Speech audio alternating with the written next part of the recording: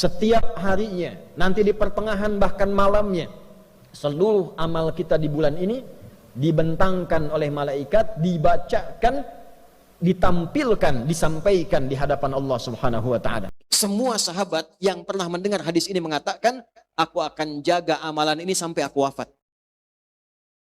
Anda bayangkan, istri Nabi, ada yang sahabat Nabi, tetangga Nabi, kerabat Nabi, dekat dengan Nabi, takwanya tinggi. Mendengar ada ayat-ayat, ada hadis-hadis, motivasi meningkatkan iman, sholat sunnah, 12 rakaat, walaupun takwa mereka tinggi, tetap mereka kejar. Ada orang bukan istri Nabi, bukan sahabat Nabi, bukan tetangga Nabi, jauh dari Nabi, cita-cita pengen surga Firdaus, bisnis pengen lancar, siksa kubur pengen gak ada, kemudian meninggal pengen husnul khatimah. Jangankan yang sunnah, yang fardu pun masih gelisah. Lil muttaqin, Quran itu akan efektif jadi pedoman hidup bagi orang takwa. Jadi cara baca orang takwa pada Quran beda, Pak. Kalau qiraah dia baca pakai takwanya, meresap pada jiwanya, ada getaran. Disebut nama Allah aja bergetar. Apalagi kalau baca Al-Anfal ayat 2, innamal mu'minuna alladzina idza dzukirallahu wajilat wa idza tuliyat alaihim ayatuhu zadathum imana wa ala rabbihim. Siapa di antara kita yang baca Quran selalu menggunakan takwa? Atau sekedar baca? Beda rasanya. Lain. Sentuhan kejiwanya beda. Ulama mengatakan minimal orang baca Quran pakai takwa itu dia dapatkan dua hal. Satu, ketenangan pada jiwanya. Makanya kalau punya masalah, salah satu terapinya ambil wudhu, buka mushaf. Dahsyatnya kadang baru kita buka, kita temukan ayat sesuai kebutuhan kita. Dahsyatnya Quran begitu. Baca. Begitu dibaca, walaupun solusi belum datang, tapi hati tenang. Ada syifa. Wa nunazzilu minal Qur'ani ma huwa syifa. Ada petunjuk tuh. Kayak kalau ibu punya masalah, Bu, buka Quran, bukan Instagram. Facebook. Bikin status. Nggak nyangka ya. Nah, itu nyangka tuh. Orang yang nulis nggak nyangka berarti sedang nyangka. Tenang. Yang kedua apa? Ahli Quran itu sepakat ulama menghasilkan kelembutan. Ahli Quran itu lebih lembut. Ahli hadis lebih berhujjah. Ahli fiqih lebih logis. Ahli Quran, ahli fiqih, ahli hadis ketemu tiga-tiganya. Mantap istinbatnya. Dia lembut, dalilnya kuat, dan logikanya jalan. Makanya pesantren-pesantren itu kalau mengajarkan benar kurikulumnya, keluarannya luar biasa. Karena berhujjah dia kuat, kelembutannya muncul, dan rasionalitasnya jalan. Nah ini hanya bisa didapatkan dengan jiwa takwa. Nah sekarang bagaimana menghadirkan takwa, menguatkan pada jiwa itu? Maka diberikan oleh Al-Quran turunan ayat dengan 4-5 rumus utama. Yuk kita keluarkan amalan ini, kita khususkan pada ayat ini saja karena waktu ini kita terbatas malam ini. 1, ayat 3-nya, hudal lil muttaqin alladzina yu'minuna bil ghaib. Untuk menjadi orang takwa itu, jalan pertamanya, perhatikan baik-baik. 1, alladzina yu'minun. Yu'minun. Artinya apa?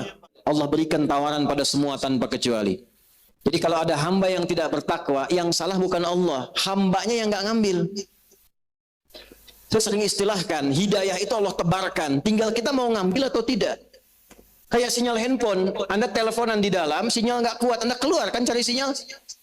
Sama, takwa itu juga ada sinyalnya. Kalau Anda merasa kurang, cari sinyalnya. Cari di majelis ilmu, cari di masjid, cari di tempat orang-orang menghafal Quran, cari di tempat orang-orang yang senang ibadah, supaya naik sinyalnya. Nah, cara pertama mengaktifkan takwa itu, alladzina Allah tawarkan pada semua tanpa kecuali, yu'minun. Apa sifat utama yang harus melekat itu? Iman. Iman itu kalau ingin dapat, ya harus kerja, harus usaha. Iman Allah anugerahkan pada diri kita, ada potensi dalam diri kita, ditanamkan iman. Kullu mauludin yuladu alal fitrah. Setiap yang lahir Allah berikan fitrah. Di antara fitrah ini ada iman. Tahu dari mana? Quran surah 30. Ayat berapa? Ayat 30. Fa'aqim wajhaka lid-dini hanifa fitratallahi allati fataran nasa 'alaiha. Hadapkan dirimu, upayakan dirimu pada din yang lurus, yang benar. Apa itu din? Ditafsir di Quran surah Ali Imran ayat 19. Inna dina indallahil Islam. Dasar Islam itu pakai iman.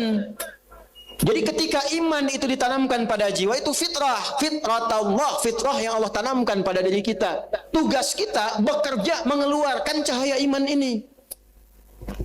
Supaya iman dari sini naik ke mata, maka memandang menggunakan iman. Dari mata turun ke lisan dulu, jangan langsung hati aja. Dari mata turun ke lisan, bicaranya pakai iman, mendengarnya pakai iman, melangkahnya pakai iman. Kalau Anda riset ayat-ayat tentang tubuh kita dalam Al-Quran, itu rata-rata menggunakan iman. Mata, Quran surah 24, An-Nur, ayat 30 untuk laki-laki, 31 untuk perempuan. Kullil mu'minina yaghuddu min absarihim. Katakan pada pria-pria yang merasa beriman, gunakan imannya untuk memandang. Iman naik ke mata, maka iman membimbing mata ini yang harus dilihat, kata imannya. Tak baik menurut iman, palingkan. Memalingkan dari objek yang tak baik menurut iman, itu disebut ghaddul basar namanya, palingkan. Di ghaddul basar itu bukan sekadar berpaling, memalingkan dari objek pandangan yang menurut imannya nggak baik dipandang. Dan itu nggak relatif lagi. Kalau budaya bisa relatif. Yang menurut kita di sini dipandang tak elok, di Amerika jadi biasa. Tapi menurut iman, ada standar, ada ukuran. Ini nggak bagus, palingkan. Ketika imannya aktif, naik ke mata, dilihat, nggak boleh pandang, berpaling. Turun ke lisan, turun ayat, Ya ayyuhalladzina amanu, la yasra qaumin qaum, la yaqtab ba'dukum ba'da. Turun kalimat Nabi. Man kana yu'minu billahi wal yaumil akhir falyaqul khairan aw liyas. Siapa yang merasa beriman pada Allah dan dihisab di hari kiamat, maka iman harus naik ke mulutnya. Kalau iman sudah masuk ke lisan, apa yang keluarnya? Semua kosakatanya baik. Tidak ada celaan, tidak ada makian, tidak ada hinaan, tidak ada ghibah. Semua keluar yang baik. Tak mampu, dia diam. Anda pernah dengar kisah Al-Hasan, Sayyidina Hasan radhiyallahu ta'ala anhu? Beliau hidup di masa saat ayahandanya dinistakan, dijatuhkan karena fitnah kubra. Lewat dengan anaknya, dicelak habis tuh, celak habis. Beliau diam. Dalam riwayat demikian. Anaknya bertanya kepada ayahnya setelah orangnya pergi, Ya abi lima lam tarud. Ayah, kenapa anda nggak jawab, nggak diklarifikasi itu celaan itu? Apa jawabannya? Ya bunayya ana la adri kaifa arud. Nah, anakku sayang, bapak nggak tahu cara balasnya gimana. Saking bersihnya hatinya untuk mencari kosakata untuk hanya sekedar mengatakan, ayahku tidak seperti yang kau duga. Itu nggak ketemu kata-kata itu. Saking baiknya. Jadi kalau semua ini pakai iman, kita berusaha mengaktifkan iman, keluarkan iman, sehingga tangan bergerak dengan iman, kaki melangkah pakai iman, mata memandang pakai iman, itu aktif, minimal pasti jadi orang baik. Lewat, lihat YouTube, pengennya lihat ceramah, tiba-tiba keluar iklan nggak pantas kan? Misal, itu bukan karena salah channelnya, mungkin karena Anda pernah buka sesuatu yang salah. Ada algoritma ikut di situ, algoritma YouTube. Tapi karena imannya sudah hadir, maka langsung kemudian wajahnya bisa berpaling. Lisannya istighfar, astagfirullah. Tapi kalau imannya masih setengah, lisannya istighfar, matanya tak berpaling, astagfirullah. Masih usaha. Nah, yu'minun itu terus berusaha. Setelah kita punya iman dikasih oleh Allah, kita pengen berlatih, tapi berlatihnya enggak sekarang berlatih, besok berhenti. Besok berlatih, lusa berhenti. Tidak. Sekarang berlatih, besok berlatih, terus berlatih, konsisten melatih iman, itu yu'minun namanya. Artinya Allah memberikan jalan, kalau ingin jadi orang takwa, yang pertama harus komitmen untuk konsisten melatih iman, supaya muncul dalam perilaku kita. Sekarang pertanyaannya gini, lanjut. Gimana caranya melatih iman ini? Supaya tidak menurun. Seperti ilmu. Al-ilmu nurun. Ilmunya nurun. Berkurang. Tidak jadi cahaya lagi. Ya, supaya enggak redup. Apalagi kata Nabi akan ditemukan satu masa, paginya beriman, sorenya kufur. Yusbihu mu'mina wa yumsi kafira. Akan ditemukan orang saking fitnahnya merajalela, banyak menyebar, itu ada orang yang paginya beriman, sorenya bisa kufur. Saking cepatnya pergolakan hidup pada masa itu. Gimana caranya? Nah, beramal soleh. Turunkan amal soleh itu apa yang jadi prioritas? Betul, beramal soleh. Karena itu kita temukan setiap ada kata iman itu disebutkan 811 kali dalam Al-Quran. Semua turunannya, amanu, yu'minuna, mu'minun, itu ada 811 kali kurang lebih disebutkan. Setiap ada kata iman, sandingannya amal soleh. Baik namanya amal soleh, ataupun langsung rincian amalnya. Surah paling favorit dalam Al-Quran, selain Al-Ikhlas, An-Nas, Al-Falaq, Al-Asr kan? Wal 'asr, innal insana lafi illa alladhina Nah, sekarang kita keluarkan dari banyaknya amal soleh itu apa saja. Latihan cepat untuk meningkatkan takwa sekaligus melatih iman. Teruskan ayatnya. Alladzina yu'minuna bil ghaibi wa yuqimunas. Kalau ingin jadi orang takwa, ingin dimudahkan hidup, ingin dapat solusi, ingin berkah, lancar, dimuliakan oleh Allah dunia akhirat, dijaga, hebat di dunia, mulia di akhirat, maka tambah sholatnya. Bukan hanya biasa. Karena jangankan yang pengen takwa, yang biasa-biasa pun sholatnya 5 waktu juga. Muslim yang biasa, saya takwanya setengah-setengah aja Ustaz, biasa aja, yang penting sholat. 5 waktu juga. Anda pengen naik jadi pribadi takwa, pengen mudah hidup, 5 waktu juga. Apa bedanya dengan yang pertama? Karena itu kualitas iman tingkatkan dulu kalau pengen dapat anugerah. Caranya bagaimana? Tambahkan latihan sholatnya, baik kuantitas menggunakan lafaz atau kualitas menggunakan alif lam. Jadi mulai hari ini, malam ini, coba keluarkan semua menu sholat yang pernah disampaikan oleh Nabi. Nanti sesuai kemampuan kita berlatih. Sepekan ini tidak harus langsung semua. Satu-satu kita keluarkan. Contoh. Yang fardu tadi ada 5 kan? Latihan supaya tidak terlampau capek, waktunya tidak terlalu jauh. Cari sholat-sholat di luar fardu yang waktunya dekat dengan sholat fardu. Waktunya nempel, baik sebelum ataupun setelahnya. Terukur, dapat tambahan bonus, menyempurnakan yang fardu. Tertib, terukur rapi, berurutan, tertib. Dapat tambahan ratib, jamaknya rawatib. Ada sholat-sholat yang nempel dengan sholat fardu. Supaya nggak terlalu jauh, semangatnya masih ada. Kalau ingin meningkatkan takwa, keluarkan menu. Yang pertama sholat rawatib misalnya. Ada berapa? Nah, misal hadis standar, ada yang 12 rakaat. Ibnu Umar kemudian merinci ada 10 rakaat bila yang 2 di sini tidak mampu dilakukan. Man shalla isnatai asyrata raka'atan. Siapapun yang mampu menunaikan 12 rakaat salat. Fi yaumin wa lailatin, siang malam yang mengiringi salat fardunya 12 rakaat. Arba'an qabla dhuhri, 4 rakaat sebelum zuhur. Berapa rakaat? Raka'ataini ba'daha, 2 rakaat setelah zuhur. 4 tambah 2, 6. Raka'ataini ba'dal maghrib, 2 rakaat setelah maghrib, 8. Raka'ataini ba'dal isya, 2 rakaat setelah isya, 10. Wa raka'ataini qoblal subhi, 2 rakaat sebelum subuh, 12. Bunya lahu bihinna baitun fil jannah. Orang yang konsisten menjaga 12 rakaat itu tambahan fardunya, mengiringi fardunya konsisten selama hidupnya sampai dia wafat, Allah akan balas dengan membangunkan satu rumah untuknya di tepian surga. Semua sahabat yang pernah mendengar hadis ini mengatakan, aku akan jaga amalan ini sampai aku wafat. Semua sahabat. Istri Nabi mendengar hadis ini, saya akan konsisten jaga itu. 12 latihan. Anda bayangkan, istri Nabi, ada yang sahabat Nabi, tetangga Nabi, kerabat Nabi, dekat dengan Nabi, takwanya tinggi. Mendengar ada ayat-ayat, ada hadis-hadis, motivasi meningkatkan iman, sholat sunnah, 12 rakaat, walaupun takwa mereka tinggi, tetap mereka kejar.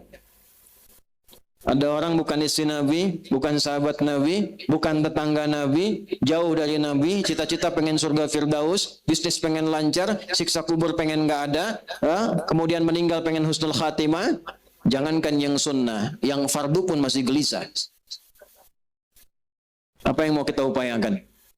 Keluarkan menunya dulu. Ya, keluarkan menunya. Minimal kita konsisten. Nanti kita belajar lagi dalam pertemuan yang lain, konsisten itu nanti ada 10 tahapan lagi. Ya, konsis 1, konsis 2, konsis 3 sampai konsisten 2.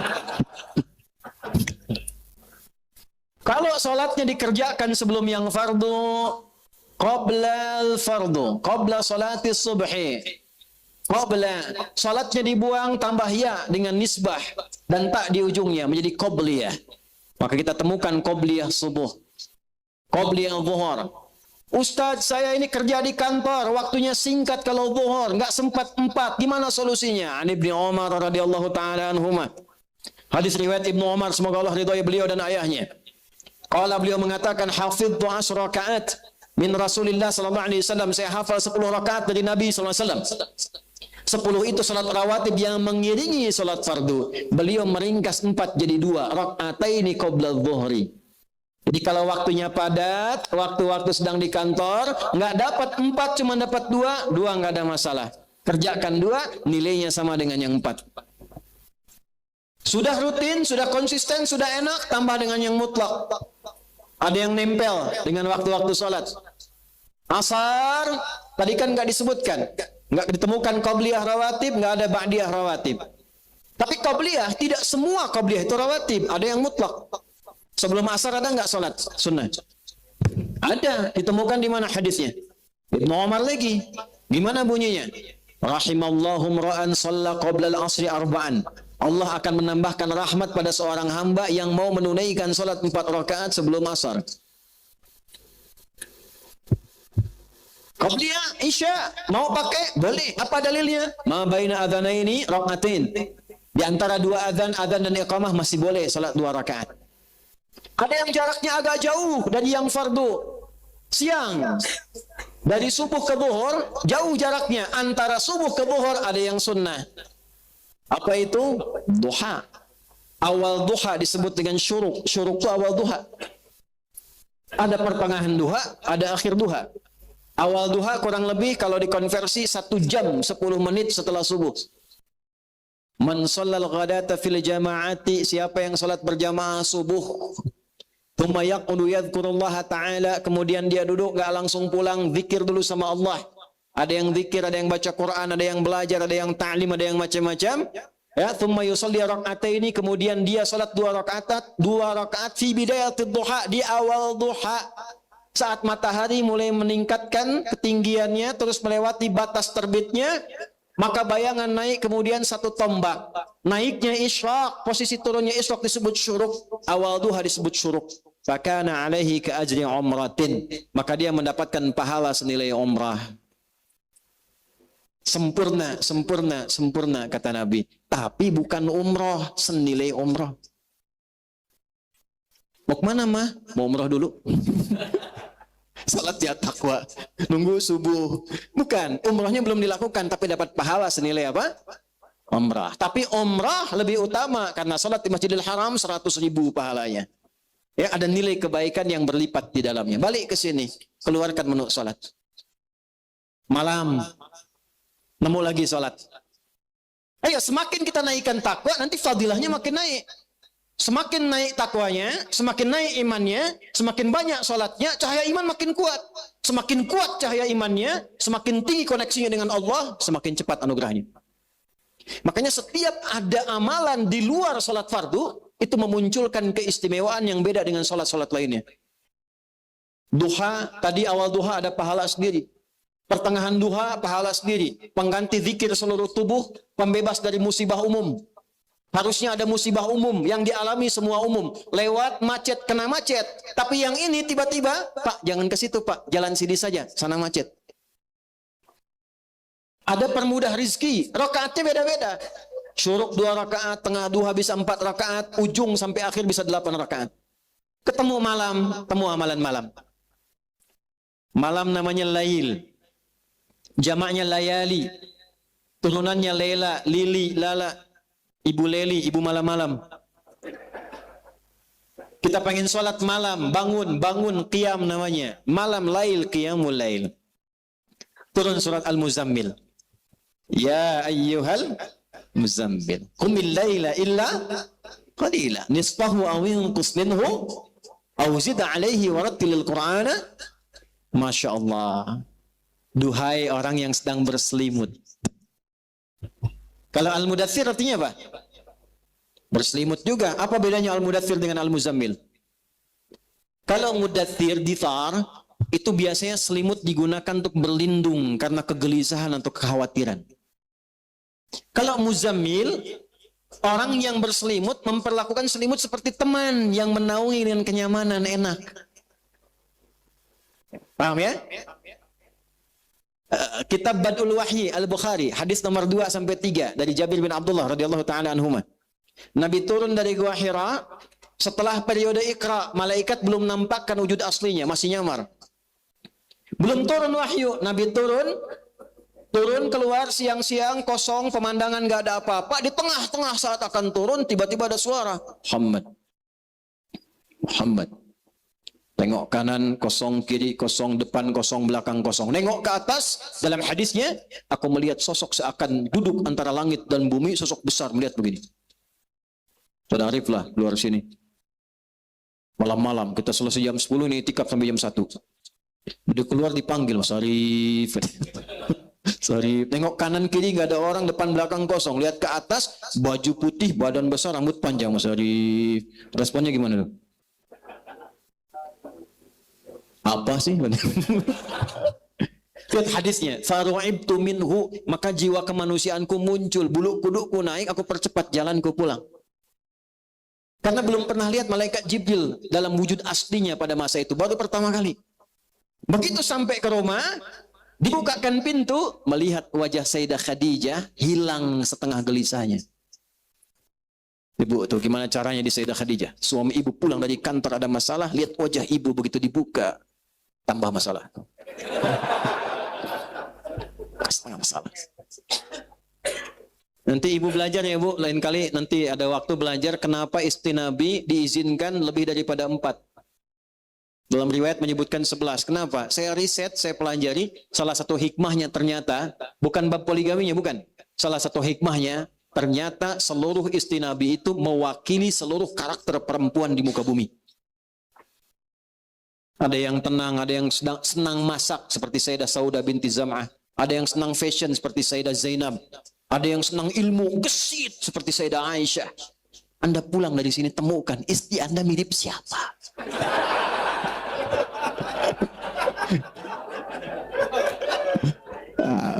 Setelah ditemukan cari babnya. Sayyidah Saudah nih suka masak kue nih. Gimana supaya romantis tuh? Karena Nabi itu kalau menemukan Sayyidah Saudah masak adonan pun usia kan udah sepuh di atas 60 tahun. Itu masih bisa ngambil bagian adonan, dikecupkan di kening begini masih bilang sayang. Beda bab nanti ya, kapan-kapan pulang kita bahas. Melihat Sayyidah Khadijah hilang setengah gelisahnya dan mengatakan zammiluni, selimuti aku. Masuk kamar, diselimuti, dibisikkan di telinganya. Kalau bahasa kita, kama qala zaujil karim, sayang, engkau itu orang baik, tidak punya musuh, perawat anak yatim, penopang kaum duafa. Yakinkan pada hatimu yang paling dalam, kalau bahasa kita, aku akan selalu membersamaimu dalam suka dan duka. Tidak ada tuh jawaban Nabi asik. Nggak ada. Saja tuh. Nggak ada. Tenang. Nah saat tenang itu dari gelisah turun surat. Ya ayyuhal muddaththir. Hai yang menggunakan selimut dari kegelisahan itu. Sudah dikasih wahyu, sudah belajar, sudah punya ilmu. Kum fa'anzir. Sudah lewat 3 tahun 6 bulan, dikasih ilmu, sudah ada pembekalan. Sekarang dakwah. Di dakwah tuh pakai ilmu. Nabi 3 tahun 6 bulan dididik oleh Allah, diberikan tambahan pengetahuan, turun Al-Mudaththir, dakwah. Antum 3 menit baca ayat langsung kasih fatwa, mustahil. Ini tablik nih, balik. Muzammil beda. Innalaka fin nahari sabhan tawila. Duh, sibuk siangnya. Berangkat gelap, macet, kerja lagi. Malam istirahat pakai selimut, enak tidur. Diselimutin, selimut jadi teman tidur. Siangnya sibuk, malamnya lelap, cita-cita masuk surga tanpa hisab. Disapa oleh Allah, halus tapi dalam. Ya ayyuhal muzammil. Duha yang pakai selimut enak banget tidurnya. Yang menjadikan selimut sebagai teman. Qumil laila illa qalila. Bangun malam. Tingkatkan takwa. Walaupun sedikit. Tuh, Allah sayangnya pada kita. Allah nggak nuntut, Pak. Walaupun sedikit. Jeda malam ke subuh itu kan 15 menit. Ya. Kalau subuh misalnya di 3.35 misal saja. Ya. Kita bangun itu. Taruhlah misalnya di 3.15. Itu masih punya waktu tuh, bangun walaupun sedikit aja bangun. Kalau ditembuskan ayatnya innalaka fin nahari sabhan tawila, engkau ini gimana, siangnya sibuk, bekerjanya luar biasa, malamnya tidur enak, pakai selimut jadi teman, pengen ke surga, amalan belum cukup. Sadar lagi tuh. Coba kalau saya tanya, siapa yang merasa banyak dosanya angkat tangan? Tuh.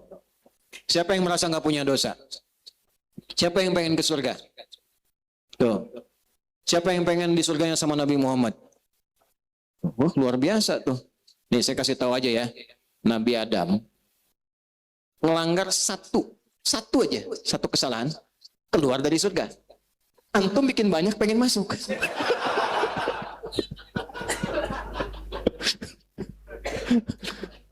Tapi ya karena kita punya Tuhan itu maha kasih, maha rahman, rahim, nggak punya batas, dikasih amalan, ayo kerjain, malam bangun. Ya, ketika malamnya bangun diberikan fadilahnya, inna nasyi'atal laili hiya asyaddu wata'aw wa aqwamu qila. Bangun malam saat hening, kata-katanya menghunjam pada jiwa, mau curhat, keluarkan masalah, tenang. Mau nangis saat sujud, enak. Malam. Kalau mau tidur dulu, kalau bangun itu tidak harus tidur dulu qiyamul lail. Antum nggak bisa tidur, ya tidur misalnya, nggak bisa tidur, nggak bisa sholat, itu qiyamul lail.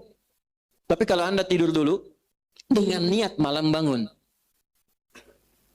bangun dari aktivitas disebut hajada namanya. Berusaha untuk bangun walaupun tak mudah, tambah tak di kata asalnya, gunakan sorofnya, huruf sebelum akhir pakai tasydid, menunjukkan yang tak mudah. Dari hajada jadi tahajjada. Sifatnya disebut tahajud. Kenapa tahajud disebut tahajud? Karena kita berniat ingin bangun di malam hari, walaupun itu tidak mudah dilakukan. Kita siapkan. Makanya walaupun kita bangun jam 3, pasang alarmnya kan 3 kali. Ya kan? Jam 2, 2:04, 2:30. Alarm pertama untuk mematikan, alarm kedua. Alarm kedua siap-siap kan? Nah, itu wajahnya udah ketahuan tuh. Tapi nggak apa-apa, catat. Nanti ada fadilah lagi, Allah motivasi lagi. Karena dia mengerjakan sesuatu yang tidak semua orang bisa kerjakan. Takwanya naik, imannya naik, Allah berikan anugerah yang tidak diberikan pada umumnya hamba yang tidak mengerjakan itu. Turun langsung ayat. Quran surah 17 ayat 79 sampai 81 itu. Wa minal laili fatahajjad bih. Di Al-Muzammil itu masih qiyamul lail. Ketika ke Al-Isra ayat 79 sudah tahajud. Wa minal laili, dan dari sebagian malam, karena sebagian pakai istirahat dulu bangun malamnya. Fatahajjad bih. Cepat berusaha untuk bangun walaupun itu tak mudah. Nafilatan lak. Ini memang bukan fardu, bukan wajib. Tapi ini tambahan, cuma jadi penting. Nafilah itu tambahan pada yang pokok, cuma memberikan keistimewaan tertentu. Kalau orang Arab mengilustrasikannya seperti ekor hewan. Sapi ada ekornya kan? Sapi tanpa ekor pun masih hidup. Tapi kalau sapi lewat gak ada ekornya, kayaknya ada yang aneh gitu ya. Ya, nah itu nafilah namanya. Sesuatu tambahan tapi istimewa. Kalau ini bisa dikerjakan, Allah berikan 4 hal yang tidak diberikan pada yang tidak tahajud. Sekalipun sholat fardunya khusyuk luar biasa. Enggak tahajud, enggak dikasih 4 ini. 1. Asa ayyab'athaka rabbuka maqaman mahmuda. Orang yang konsisten tahajud ditunaikan dengan benar sebagai pembuktian iman karena takwa. Bukan karena ingin update status. Dan naik takwanya, 1, Allah tempatkan dalam karir hidupnya di tempat yang terbaik.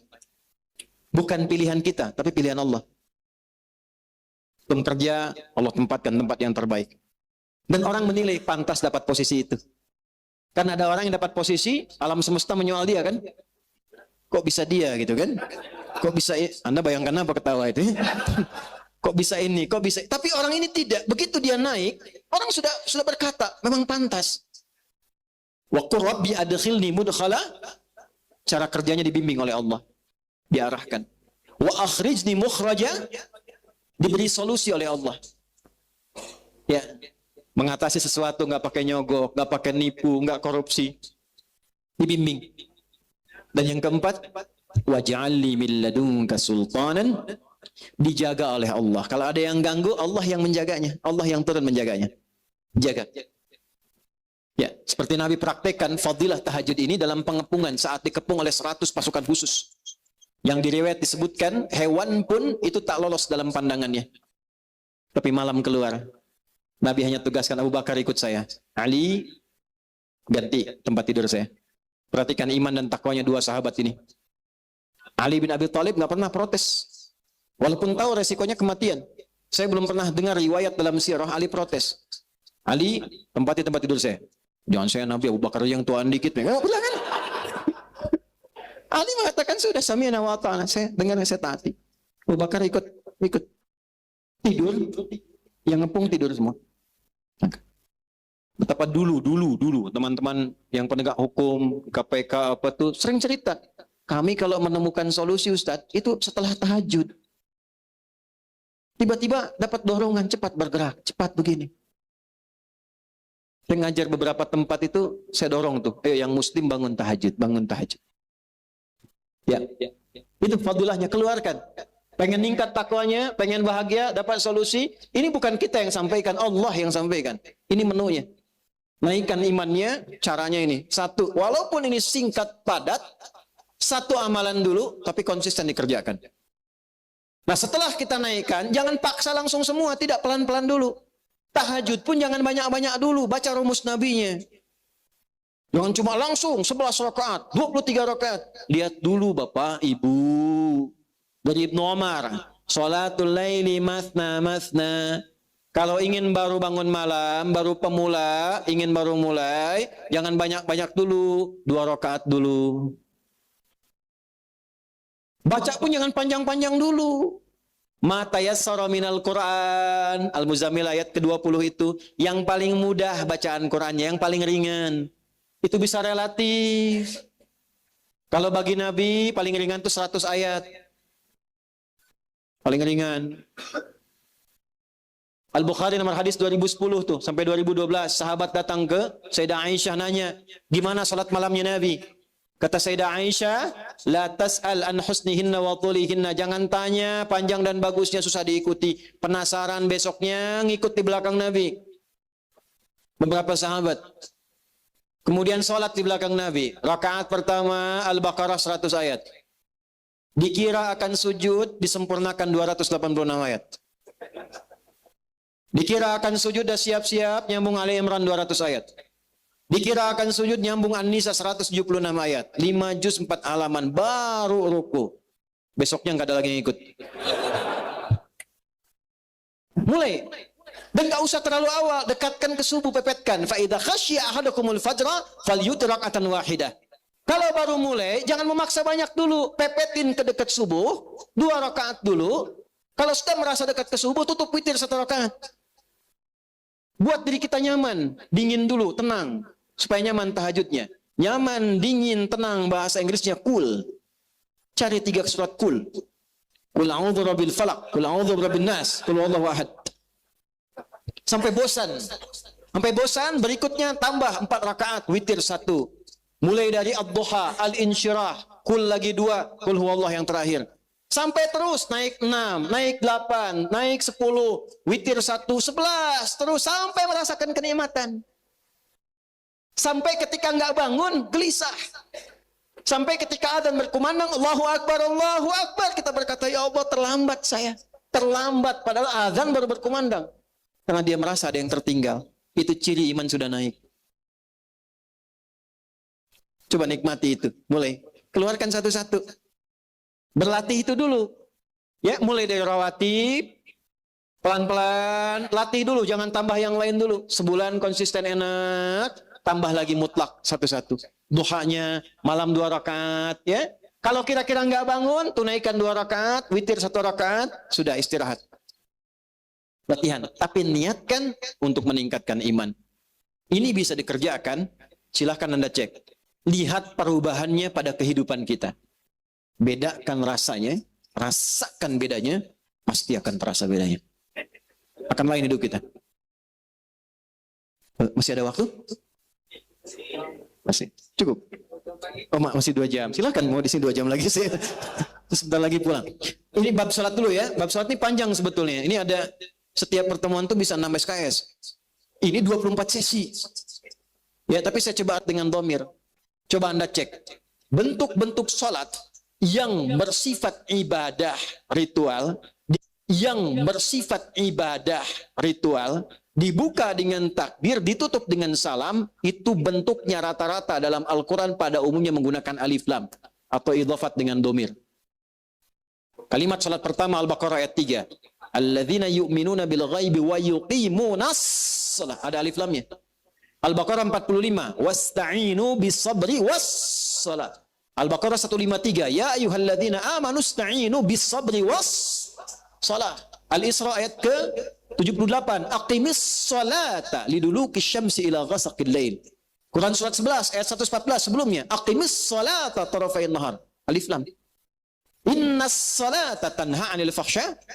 Kenapa pakai alif lam? Alif lam itu ada ta'rif.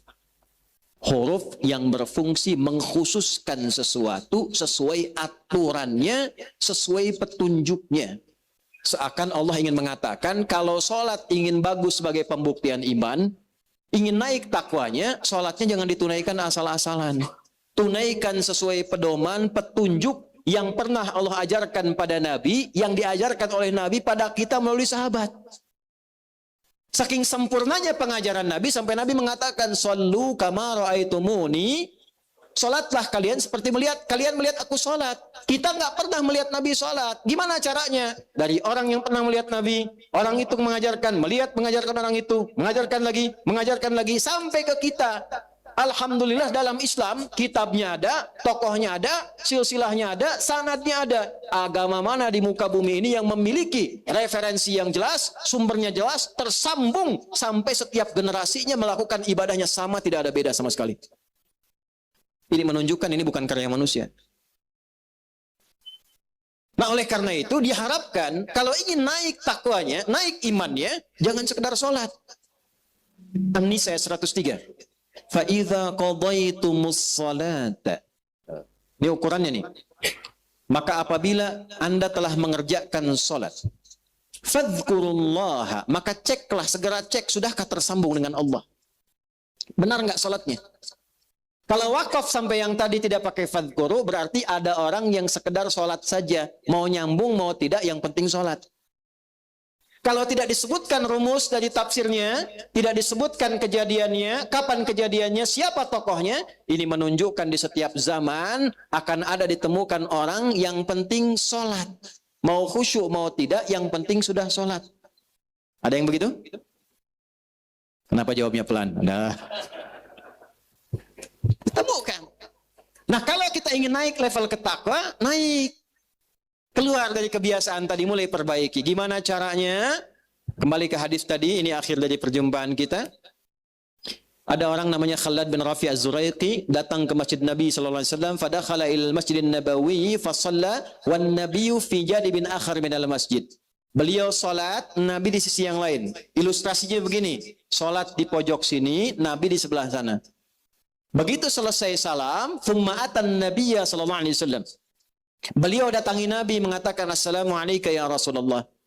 Nabi jawab, Waalaikumsalam warahmatullah, salli, irji' salli, fa innaka lam tusalli.